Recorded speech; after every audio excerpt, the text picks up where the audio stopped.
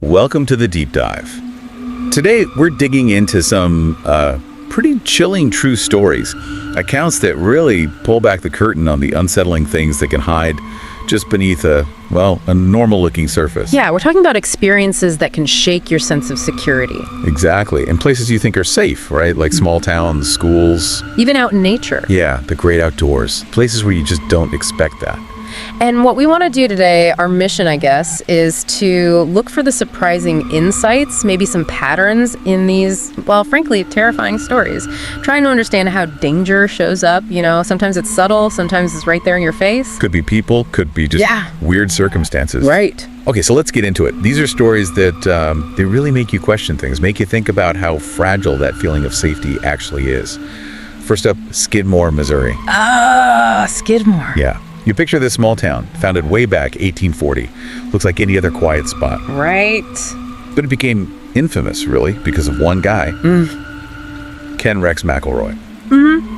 The town bully doesn't even begin to cover it. No. Born poor in 34, rough start, drops out of school at 15, and then just decades of crime. Theft, rustling livestock, you name it. But the baffling part, the infuriating part, Is that he got arrested 21 times 21. and never convicted. Not one. How does that even happen? Well, it seems like a mix of lawyers who knew the system and just blatant intimidation. Right. The stories about him just parking his truck outside a witness's house. Yeah, just sitting there. A threat without saying a word. Chilling. And his personal life. Wow. Wow. He married a girl, Trina McLeod, when she was only 12. 12. Killed her family's dog, burned their house down when they tried to protect her. I mean, It's more than just a failed justice system, isn't it? Yeah. It shows how one person, unchecked, with fear as a weapon, yeah. can just poison an entire community. And when the system fails that badly, people get desperate. Desperate is the word. Remember that threat he made to the foster parents? Oh, the girl-for-girl trade. If he didn't get Trina back, he'd harm their own daughter. Yeah. It's monstrous.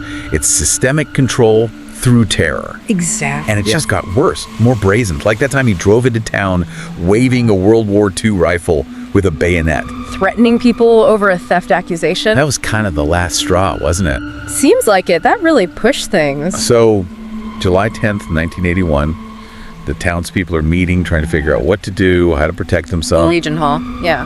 But McElroy, being McElroy, just swaggers into the local bar, the D&G Tavern, like he's daring them. And the sheriff, Daniel Estes, people liked him, Vietnam vet. He says he told people not to confront Ken. The guy. He gets in his car and drives out of town. Just leaves. That decision, leaving them alone with McElroy, Right. that had to be the absolute breaking point. When the law itself seemingly abandons you, what's left? It's like something out of Kafka, right? The system's just failed. So McElroy and Trina leave the bar, and the crowd from inside, they're lined up behind his truck, blocking him in, just staring. Intense. He starts the truck. Then a shot rings out. Bang! Through the back window, grazes his neck.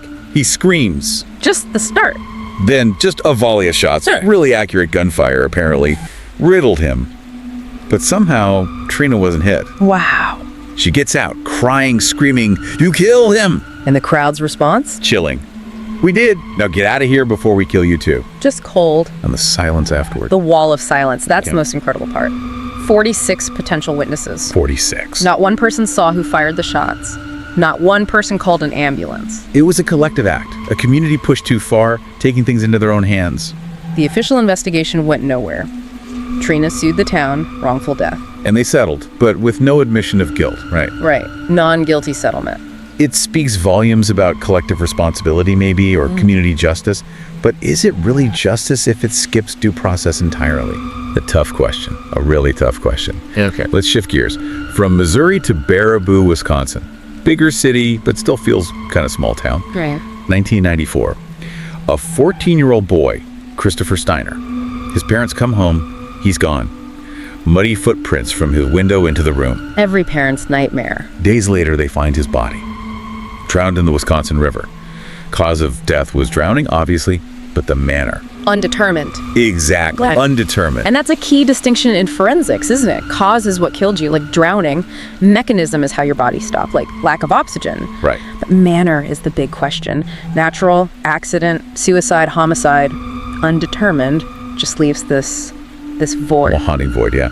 Cases go cold. Families never know. Precisely. Okay, so fast forward 1 year, July 1995, different kid, Thad Phillips, 13 years old, woken up in the middle of the night, carried outside. Terrifying. And here's these words, "Run with me." Oh, He ends up in this rundown old house. The guy says his name is Joe, and then the torture starts. this part is just Joe twists Thad's ankle until it snaps.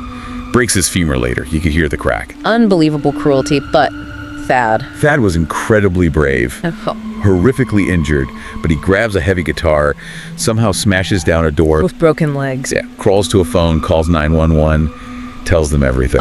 Just wow, that kid's courage. Yeah. And his description led the police right to Joe Clark, who was only 17. 17. But the truly shocking discovery was in Clark's room. This notebook, The list. 3 lists of local boys' names with these headings: get to, can wait, and Leg thing. 18 names. It showed this wasn't random, it was systematic. Planned predatory behavior, cataloging victims, planning the specific torture. Just sickening. And that notebook, it connected back to Christopher Steiner. How so? Well, the police found out the original pathologist for Chris hadn't done x-rays, so they decided to exhume the body. A big step. Huge. Yeah. And the re-examination, it found 4 separate breaks in Chris's legs. 4 breaks. Identical injuries to what Thad Phillips suffered. Oh my God. So Clark didn't just drown him. No. It looked like he broke Chris's legs first, then threw him in the river unable to swim. So the leg thing was his signature. Seems like it. It tied Clark directly to Chris's death. He got convicted for both. Attempted homicide for Thad, homicide for Chris. Long sentences. Still says he's innocent in the Steiner murder, though, right? Yep. Still denies it. It really shows how these patterns can be missed, doesn't it? And how vital forensics and, crucially, victim testimony are. Thad's bravery basically solved a cold case. Absolutely. Unmasked a monster. Okay, third story. This one's different. More insidious, maybe. It's about a high school student, 16 years old. Okay. She gets a new Italian teacher. Mr. C, young guy, mid-20s. Seems okay at first, but little things felt off, like he mostly called on the girls, stood a bit too close sometimes. Subtle stuff. Red flags that are easy to dismiss, especially when you're young. Exactly. Then comes rehearsal for the school musical, Legally Blonde. The narrator's costume matters here, specifically a little pink bow she wore in her hair. Right. Setting the scene. Okay, this is where it gets really alarming. Yeah. After rehearsal, she needs the girls' bathroom.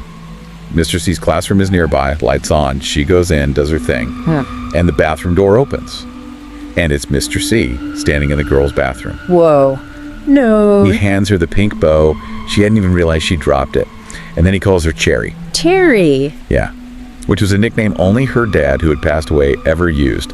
Nobody else knew it. Okay, that is deeply creepy. The violation of privacy, the bathroom thing, and then using a name like that. Right, how would he even know it? That's classic grooming behavior, unfortunately. Creating this false, forced intimacy, making the victim feel singled out, maybe even special, but in a really disturbing way. It's manipulation 101. It gets worse. A month or two later, she gets a Facebook friend request. A guy named Jake. Looks cute, they start talking online, hours at a time, have weirdly specific things in common. Okay, alarm bells. Big time. Then Jake turns nasty, accuses her of lying, sends over 100 angry messages before she blocks him. Aggressive. Very. Then it spills into the real world. One night after cheer practice, it's cold, her car won't start. It had been locked, but somehow dead. Weird. As she turns to go back inside, she literally bumps into Mr. C, who shouldn't have been there. He just happened to be there. Exactly. He grabs her arm, gets this creepy smile, and says he knows she was planning to go to McDonald's, offers her a ride. He knew her plans. How? She has no idea. She says no, obviously freaked out. He gets super angry. Oh, this is bad. And then he says, well, I'll be waiting here after your rehearsal, and describes his black pickup truck. He's escalating, blending the online pursuit with physical presence and intimidation. Totally. The penny drops later when Jake messages her again, apologizing. Then says his uncle works at her school, Mr. C. Ah, the connection. Then Jake sends a blurry photo of Mr. C with some other teen boy, definitely not Jake. And she realizes, She's been talking to Mr. C the whole time. Jake is Mr. C. bingo. She goes to the police. They find illicit images of children on his computer. And he apparently told investigators he was in love with the narrator, and his plan was to, quote, get me pregnant, steal me, and marry me. Just pure predator. It really makes you think, how do we teach kids to recognize this stuff, to speak up, even when it's confusing or scary? Because predators count on that silence. Yeah, it's terrifying. Okay, last one. We're shifting to the Florida Everglades now. Wilderness. Different kind of danger. Well, yes and no. The narrator is a mail carrier who knows the area, respects the gators, snakes, spiders, has that instinct for dangerous predators, as they put it. The devil, you know. Exactly. But they say the truly scary encounters, the ones that stick with them, involve people, unexpected human threats. Right. Sometimes the most dangerous animal in the woods is us. That unsettling feeling that horror isn't just claws and teeth, it can be human intention. So the narrator finds this old remote house way out in Big Cypress, miles from anywhere. Yeah. Looks old, maybe abandoned, but inside, it's deeply weird. Walls lined with scrap metal like old car parts, bent forks, knives, just stuck to the walls. Odd. Very odd. And drawings, jet black drawings, like a kid might do, but too good, apparently. Depicting happy kids playing, but in a way the narrator found incredibly creepy. Yeah, it sounds unnerving. Happy kids drawn creepily. Yeah, and the centerpiece on the mantle, a family photo. But the parents' faces are completely scratched out, obliterated. Only the child's face is untouched. Okay, that's a serious sign of disturbance. The scrap metal, the art, the defaced photo. Yeah. It suggests someone is living there, someone deeply troubled. Methodical madness, right? Not just random junk. Yeah, there's a disturbing kind of order to it. And the narrator's feeling that it wasn't abandoned. Spot on. Before they can really take it all in, they hear a dog barking, getting closer, fast. Time to go. Yeah, they bolted, got out of there fast. That experience really cemented their belief. The Everglades, places like it. They're home to scary people too. That's the real unknown threat. They mentioned another incident too, right? A guy in spandex. Oh yeah, saw some stocky guy in like a full spandex suit out there, waving a gun, yelling, "You're not safe here," and "I shoot the maim." Fit the meme. Okay, so yeah, not just gators. Definitely not just gators. It raises that question again, doesn't it? About dangers hiding in plain sight, even in vast, empty places, and how sometimes that gut feeling, that intuition, it's your best defense. Yeah. These stories, all of them, they really hammer home that unsettling idea, don't they? That beneath the surface of normal life, in towns, schools, even the wilderness, there are these hidden truths, these secrets. Dangers that can just shatter your sense of safety, often in really personal ways. Yeah. And I think the aha moment, if there is one, is realizing how easily our perceptions of what's safe and normal can just crumble. It really highlights how important it is to, well, listen to that intuition maybe, and to speak up. To understand that things aren't always what they seem. Exactly. The interplay between what we experience and how society or the system responds or fails to respond. So for you listening, Yeah. what's the takeaway? These aren't just spooky stories, right? No, they're reminders. Reminders to stay aware, maybe question assumptions a bit more, understand the world's got layers. Lots of layers. The world is full of unknowns. And yeah, sometimes the scariest truths are the ones closest to us. Hopefully this deep dive gave you something to chew on. Definitely. And it leaves you with that question, doesn't it? In a world where danger can look familiar or hide where you least expect it, how do you know what's truly safe? Something to think about until our next deep dive. Thanks for joining us. Until next time, stay curious and stay informed.